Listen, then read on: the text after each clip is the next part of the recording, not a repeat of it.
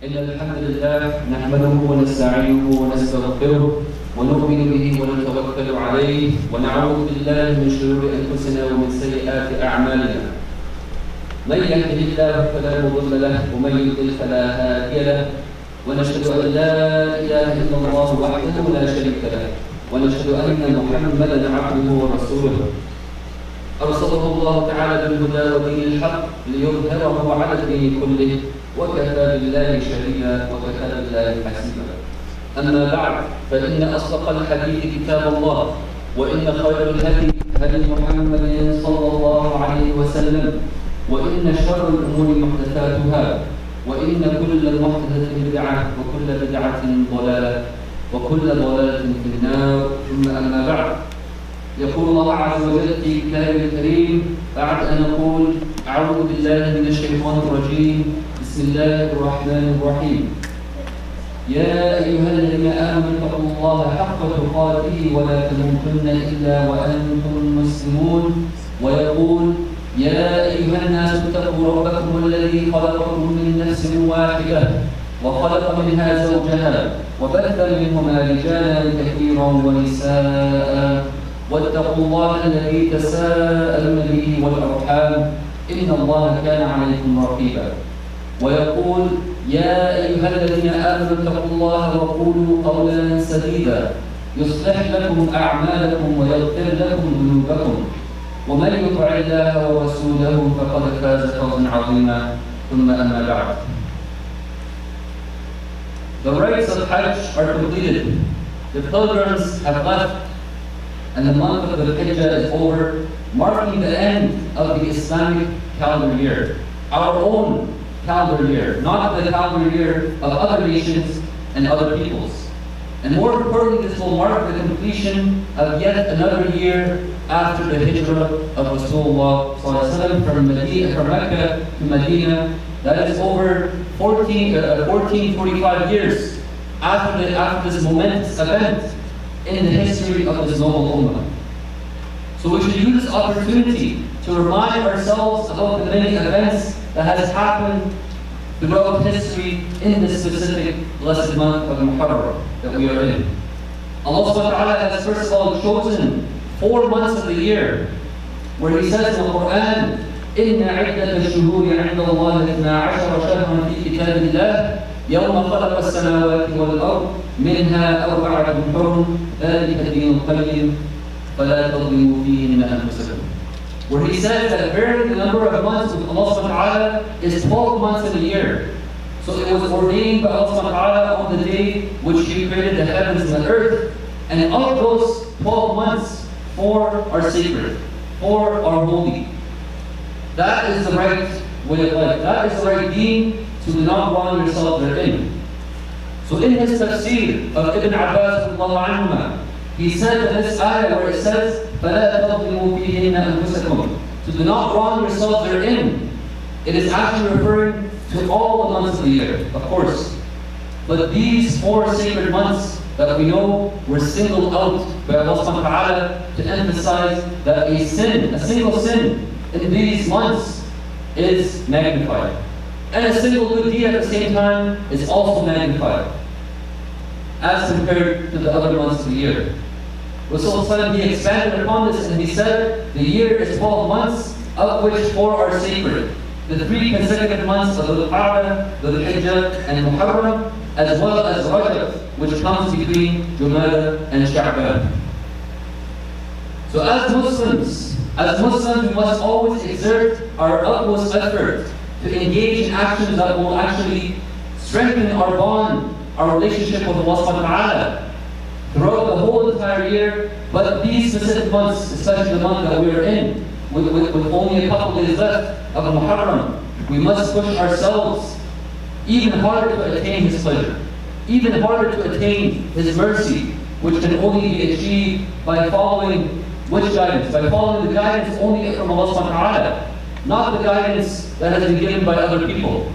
You know, a lot of people today, they follow all sorts of guidances, and they think this is right, whether they follow feminism, and they think that's going to help them get the women's rights, or they follow the red pill movement, and they think that's going to give them the men's rights and to fight off feminism.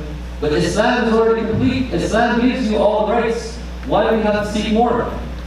So it is recommended, as we know, for us Muslims to actually fast on a specific day, which we already have, alhamdulillah. May Allah subhanahu wa ta'ala accept from us, which is the 10th day of Muharram. And although the whole month is sacred, but this specific day is very important to us as Muslims. This specific day out of the whole year is considered one of the best days. And the significance of this day, as known as Ashura, is that on this day, Musa alayhi salam, along with the Bani Israel, along with the Ummah at the time that was the Muslimin, the Muslim Ummah of that time, they were saved by Allah subhanahu wa ta'ala from the persecution and the tyranny and the corruption and the oppression of Fir'aun. So Ibn Abbas narrated that Rasulullah, when he went to Medina, when he actually went to Medina and he saw the Jews already there, and he saw them fasting on this specific day, he asked them, what is this day that you guys are fasting? Why do you guys fast on this day? And they said, this is a righteous day. It is the day when Allah subhanahu wa ta'ala has saved us, the children of Israel, the children of Yaqub, from the enemies of the enemies such as Fir'aun and Qarun and Haman and all these people. And so Musa alayhi salam, he wanted to commemorate this day, so he fasted on this day. So what did Rasulullah tell him? He told him that we, as the Muslim Ummah, after this message has come, we have more right to Musa alayhi salam than you. It's not about lineage. It's not about, okay, I'm from Bani Israel, I have more right to Musa alayhi salam because he's also from Bani Israel. No, it's about the aqidah. It's about the bond, the ideological bond, which is the strongest bond. It doesn't matter where you're from. And so he fasted the Muslims, and so he fasted on that day and commanded the Muslims to also fast on that day to commemorate this biggest achievement in humanity. And aside from this, a side note, that Rasulullah, he recommended us to actually differentiate from the Jews, differentiate from the Ahl Kitab, to be a bit different. And what did he say? To fast also on the 9th day. So it's a very important lesson for us that this is a new ummah, this is a different ummah. Of course, we know the other ummahs before, that they changed their ways and they changed their books, but we are unique. And we have to know this, we have to instill this in our children. To not just follow anybody else out there, but we are unique and we have our own way and we should be proud of it. So this day of Ashura is singled out as that day to commemorate Allah subhanahu wa ta'ala's favor upon Bani Israel as he rescued the oppressed people from the mighty tyrant, Fir'aun. And Allah subhanahu wa ta'ala actually told us of how Fir'aun oppressed his people, of how Fir'aun actually broke his people into different sections, to actually disunite them, to make them bicker amongst each other and to fight amongst each other, and to not focus on the bigger issues where Fir'aun is actually oppressing them. And take this to today, how the people have divided the people in society, where people are just arguing and bickering over small issues, but we're not united on the bigger issues, especially as Muslims. And also how Fir'aun, he actually killed the new sons, the new baby born. Imagine the new baby being born, and Fir'aun, if that year, if it was your year, he would actually kill that baby, right? So you see the oppression, you see the persecution of Bani Israel at that time. And then we know how Allah subhanahu wa ta'ala actually liberated the people. He actually saved and gave victory to the Muslimin of that time. When Musa alayhi salam, he actually grew up in the belly of the beast. He grew up in the household of Fir'aun. Right? This is from the wisdom of Allah subhanahu wa ta'ala, and he used him also to destroy that same house that he grew up in. That same system that Fir'aun was ruling with all the oppression and tyranny. So Fir'aun, he actually believed that he was a god. And we're not talking here, Fir'aun didn't think that he actually created people, or he actually caused the true death and all this kind of stuff. He didn't actually create the universe. Fir'aun didn't think this. He didn't think that he was the Rabb. He thought that he was the Ilah. He thought that he was the one who decides what is right and wrong for society.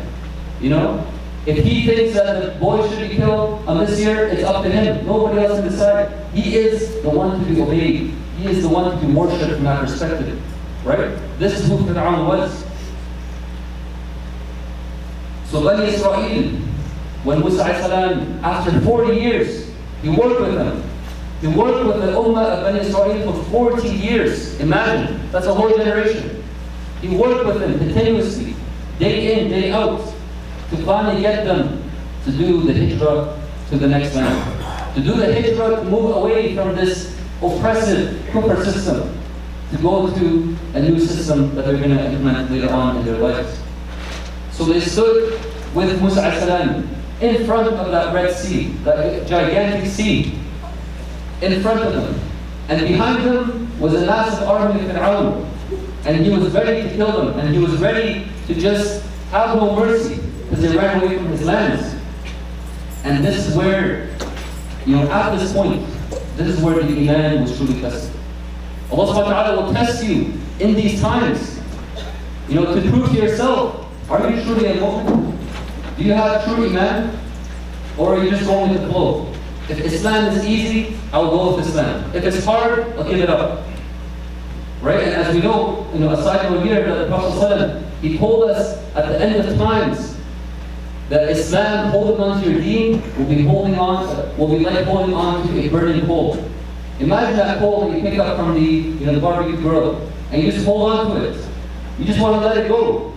This is how Islam will be at the end of times that we're living today. People just want to compromise, to make it easy. And we think that, it should just be easy. But no, this life is a test. Allah will test you in different ways. So Musa at this time, when he said that Allah was with me, the Bani Israel, they were shocked. They thought Musa had a plan. They thought Musa was going to actually save them. And from the appearance, it didn't look like that. It looked like they were going towards their suicide. They're either going to drown, or Fir'aun was going to kill them from behind. So Musa struck the sea, and it split into two. Right? And obviously Bani Israel, they went through. But look at Fir'aun, look at his arrogance. After all the signs that he's seen, and this is the biggest one, he still, with his arrogance, he went through. He still thought that he can fight Allah subhanahu wa ta'ala. He still thought, even though he knew it was the truth, that he can go and kill the believers. But against all odds, the believers, they had the victory on this day. And this day was the 10th of Muharram, the day of Ashura. And the only light on this day was their Iman. When all their other lights were extinguished, the only light that shined on this day is their Iman, and they trusted in Allah subhanahu wa ta'ala, and Allah subhanahu wa ta'ala saved them. A lot of times, especially today, in the situation that we are today, we think that, it's just a trust, doing the dua to Allah subhanahu wa ta'ala, and He will save the situation. But think about it like this. There are 10 parts. Allah subhanahu wa ta'ala will complete the 7 that He's promised you. And He promised you in the Quran many times that He will save the believers. وَكَذَلِكَ حَقًّا عَلَيْنَا نُنْجِي الْمُؤْمِنِينَ وَنَصْرِ الْمُؤْمِنِينَ. But what about your part? What about every single person here and the whole ummah as parts of 2 billion? You just have to do your 3 out of 10 parts. But are we doing that, brothers and sisters? Or we're just relying upon, this is actually not tawakkul, this is tawakkul. We're just relying upon Allah subhanahu wa ta'ala with no action. But we see even in this story, Musa he devised a plan that was instructed by Allah subhanahu wa ta'ala. He actually had some action, right? He didn't just request dua from day one. He worked for 40 years. And this was a prophet. Imagine our time today. We have no prophet. So therefore, brothers and sisters, this 10th day is an ancient day. A day that represents a scene-shifting episode in the entire rubric of human existence. It is a tremendous day that falls in this new year of the Islamic Calendar, and it represents a new beginning. Because Bani Israel, this was their new beginning. This was their new time as an ummah to actually have Islam. Right? And they obviously faltered and they made mistakes, and they didn't get it until much later. But even then, this was their chance. As they embarked upon this hijrah, moving away from the oppressive, idolatrous practices of the Egyptians towards a new horizon that was offered to them by Allah subhanahu wa ta'ala. And also, it is a day that many historians say that a number of other incidents have happened, a number of other epic moments in history. It is considered to be the day when Adam was forgiven, when he ate from that tree. It is considered the day that saw the end of the flood of Nuh alayhi salam. It is the day that when Sulaiman alayhi salam was made the rightful custodian over his kingdom, and also the day in which Isa alayhi salam ascended into Jannah. So these events, they appear to represent the divine intervention. When at this time, the believers, they thought they were doomed. They thought they were done. But here comes the help of Allah subhanahu wa ta'ala. But it only comes because they had the iman of Allah subhanahu wa ta'ala. They had a true trust in Allah subhanahu wa ta'ala that whatever He says is actually going to help us. Whatever He commands to us is actually beneficial for us. Whatever He forbids is actually harmful for us. And they trusted Him. And moving on to our own Nabi, our own Rasul, sallallahu alayhi wa sallam, when he made his own hijrah in this month as well. So you can see this month is a blessed month. It has so many events that has happened in this specific month, where he migrated and he moved from Mecca to Medina. So the background to this hijrah rests upon the Quraysh's concern that Rasulullah had received the nusrah. He received the support from the tribes outside their vicinity. So they gathered in their parliament. They gathered in their house where they devised their plans and their evil thoughts and their evil laws, which was called Dar al-Nadwa, the house of assembly, to discuss the best course of action to take out this rebel, to take out this troublemaker in society. You know, in today's words, they'll probably call him a terrorist. They'll probably call him an extremist, a fundamentalist. You know, this was Rasulullah. He actually wanted to change the society. He saw the evil in society and he was looking for the right answers, and Allah subhanahu wa ta'ala gave him the complete system of Islam to do that. So the decision to have Rasulullah killed rested upon the premise that his migration, his hijrah, would see the solidification of Islam. The Quraysh, they knew this was the truth. You know, we see so many quotes from Walid ibn Mughira, from Abu Jahl. They knew this was the truth. They knew this book, the Quran, was not from Muhammad sallallahu alaihi wasallam. They knew it was the truth, but they fought back. You have to ask yourself why. You know, it's not just because they were arrogant or whatever, but also because if Islam came, it would cause justice in society. It would cause a change in society, because now we have the rules of the all-wise, the rules of the all-knowledgeable. You don't have the rules of Quraysh, who made up their own rules, who killed the daughters when they were born, who had all these other weird practices, right? And they would see the solidification of Islam as a political state that would be a permanent threat to the Quraysh, right? And ultimately it would change the political arena of that region and make the Muslims a regional power not to be reckoned with. And finally the migration took place, and the Quraysh were unable to fulfill their devious plot. And it was this hijrah, this event, that marked the beginning of the Islamic era that was agreed upon by the Sahaba anhum, when they were deciding, you know, at the time of Umar anhu. Now they were deciding what should our calendar focus around. You know, how should we plan out our calendar, right? Many different Sahaba, they gave their opinions. Maybe during we can start the calendar at the birth of Muhammad sallallahu alaihi wasallam. We can start it at the death of Muhammad sallallahu alaihi wasallam. We can start it at actually the Nubuwwah.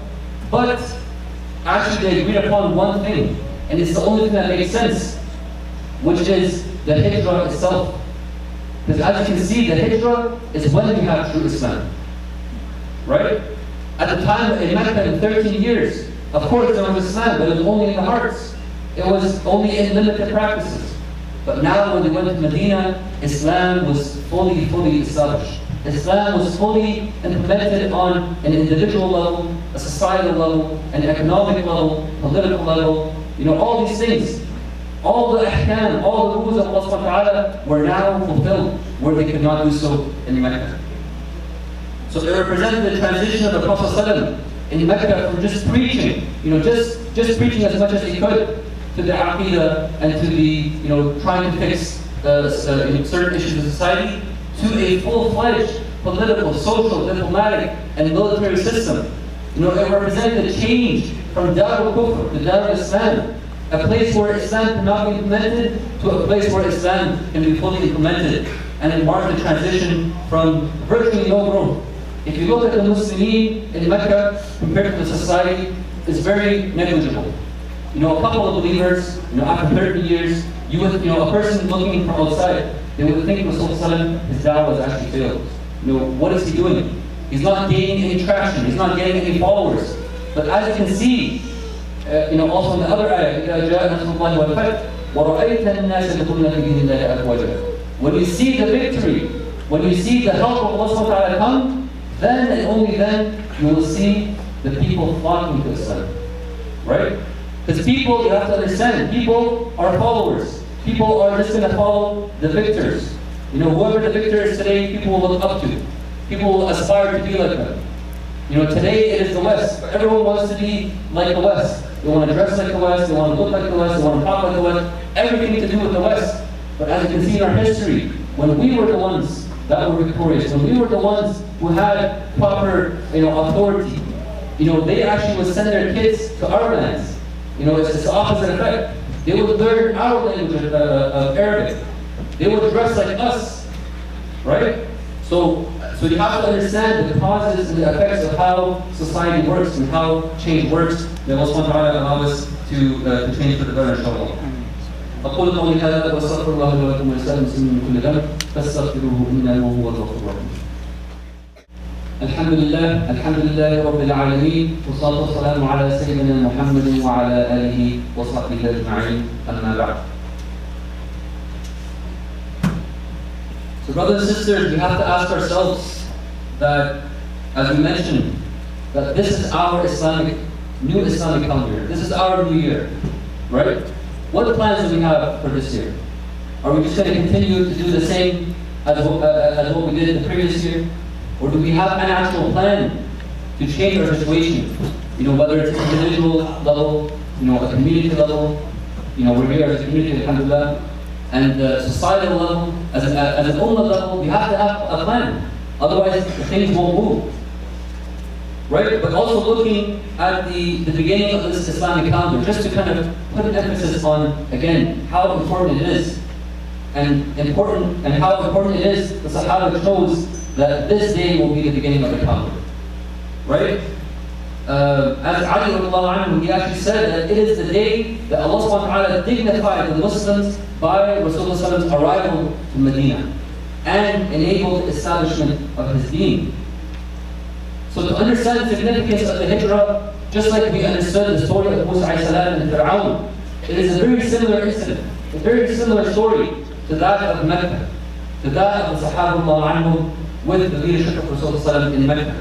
Right? This was the call to propagate Islam openly and publicly. And as a result, the Sahaba were persecuted in Mecca. Just like Musa alayhi salam was persecuted with the Bani Israel in Egypt. The Quraysh, they tortured the Sahaba. They had propaganda internally and externally. They were boycotting the tribes.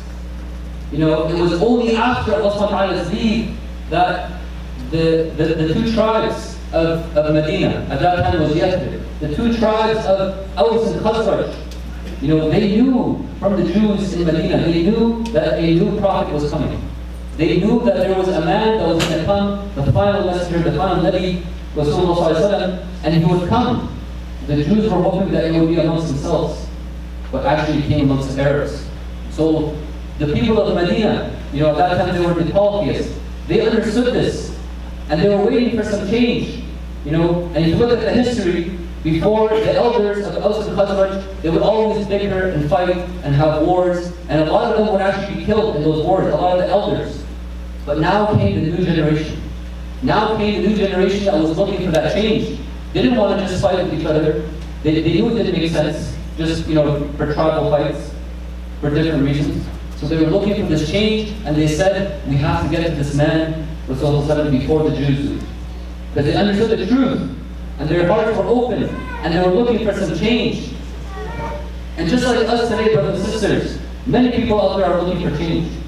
A lot of people are fed up with the way that life is today, with the same routine and the 9 to 5, slave job that everyone's going through, and just the way the system works, and everyone's looking for some change. Everyone's looking for a different way of life, for a new way of life. They understand that this way of life of freedom and liberty is all false. What freedom? What liberty? So people are looking for a change. But brothers and sisters, just like Muhammad ﷺ and Musa ﷺ and all the other Anbiya, they have that solution for humanity. They have that solution to solve all those problems that society was facing. They had Islam. And we have to understand that Islam is actually a solution for all these issues. Islam is not just your praying 5 times, doing your hajj, and all these individual aspects. Islam covers everything, right? From the individual, to the social, to the communal, to the family, to the economic, to the political, to the international. Like, Islam covers everything. Allah subhanahu wa ta'ala gave you a system that will actually resolve your issues. Whether you have issues with your spouses, whether you have issues with your different family members and community and different people in society, Islam talks about all these things. It's a whole system. But brothers and sisters, it's up to us to show Islam. It's like, unfortunately, a lot of us, we show Islam just like it's another Christianity, just like it's another Judaism, just like it's another Hinduism or another religion. We have to understand Islam is a deen, it's a way of life. It encompasses everything. It's a comprehensive way of life. But do we present Islam like this? And then we wonder why people are not, they just treat Islam like another religion, right? So it's upon us to show the rest of humanity what Islam is, right? That Islam will actually, know their pain points, know what they're suffering in society. There's so much crises of divorces, especially even amongst the Muslims, right? And if we were truly following Islam, these issues would not occur, right? But that's our issue. We're lacking the knowledge, and on top of that, we're lacking the commitment to this deen. May Allah subhanahu wa ta'ala allow us to have this mentality of hijrah, to actually not necessarily physically move, but to move away from the ideas that we have been entrenched with. Us living here in the West, we may subconsciously not even know that we have certain ideas. That we're actually, there's so much isms out there, right? Secularism, feminism, all these other things, and all the other movements that are coming out, the red pill movement and everything. But we know that Islam, it's already 100% from Allah subhanahu wa ta'ala. It covers all these issues. So why are we looking at these other ideologies? Why are we looking for a solution outside of Islam, right? And a saying from Umar radiallahu anhu, he mentions, I'm paraphrasing that, he mentions that as the Arabs in Mecca, they were so humiliated. The Persians and the two superpowers of the time, the Persians and the Romans and the Byzantines, they looked at the Arabs and they're like, these people, they're not even worth conquering. They just have their camels, their sand, and whatever. We're not even looking at these people. But look how Islam has dignified these people to become the superpower of the world. To show the world that what Islam is all about. And if it wasn't for them, and if it wasn't for the way they treated Islam, a lot of us would not have been Muslim today. Islam, most of us are not from Medina. A lot of people are not actually Arabs, right? But how did Islam come to where you're from, right? It is only from Sahaba that they spread the justice of Islam, and people saw this, and then they came to Islam. So may Allah subhanahu wa ta'ala allow us to do the proper da'wah for Islam. Not just the missionary da'wah of, getting people to believe in Allah. Believe in Allah, then what's the next step? Right? Show the people that Islam will solve their issues. People will actually be more listening, will be more willful to see, because people are actually depressed in this society. People are looking for a way out. And if we have that cure and we're just putting it on the bookshelf and collecting dust, then what use is our Islam? What use is our Islam, brothers and sisters? May Allah subhanahu wa ta'ala allow us to guide the rest of humanity and to first guide ourselves. Ameen, ameen, ameen. إن الله وملائكته يصلون على النبي يا أيها الذين آمنوا صلوا عليه وسلموا تسليما اللهم صل على سيدنا محمد وعلى آل محمد كما صليت على إبراهيم وعلى آل إبراهيم في العالمين إنك حميد مجيد وأقم الصلاة. الله أكبر الله أكبر الله أكبر الله أكبر أشهد أن لا إله إلا الله أشهد أن محمدا رسول الله حي على الصلاة حي على الفلاح قد قامت الصلاة قد قامت الصلاة الله أكبر الله أكبر لا إله إلا الله.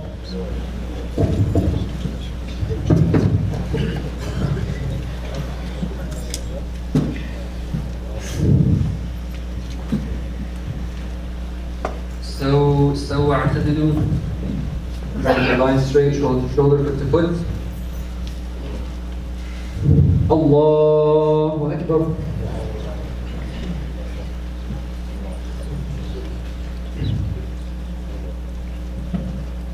الحمد لله رب العالمين الرحمن الرحيم مالك يوم الدين إياك نعبد وإياك نستعين اهدنا الصراط المستقيم صراط الذين أنعمت عليهم غير المغضوب عليهم ولا الضالين.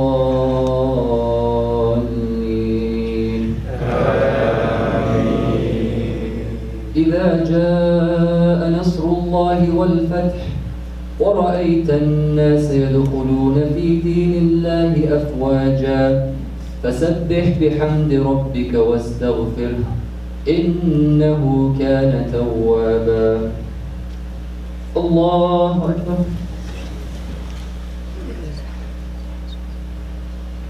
سمع الله لمن حمده. الله أكبر.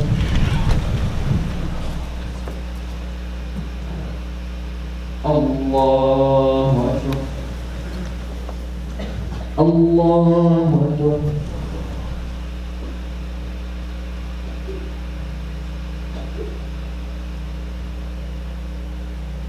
الله أكبر.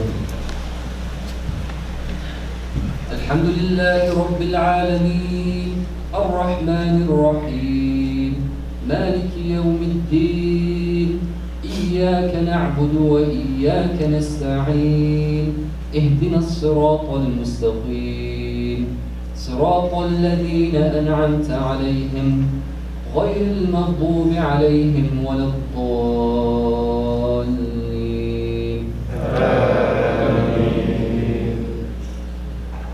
قل هو الله أحد الله الصمد لم يلد ولم يولد ولم يكن له كفوا أحد. الله أكبر.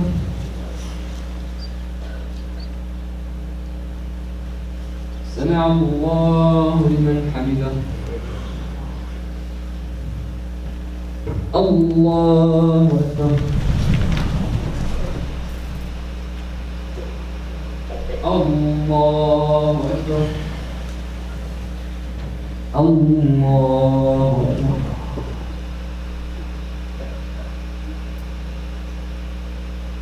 الله أكبر.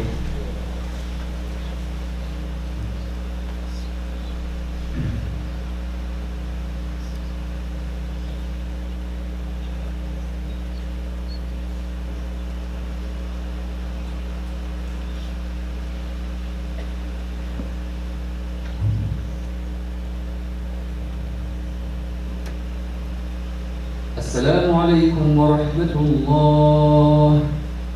السلام عليكم ورحمة الله.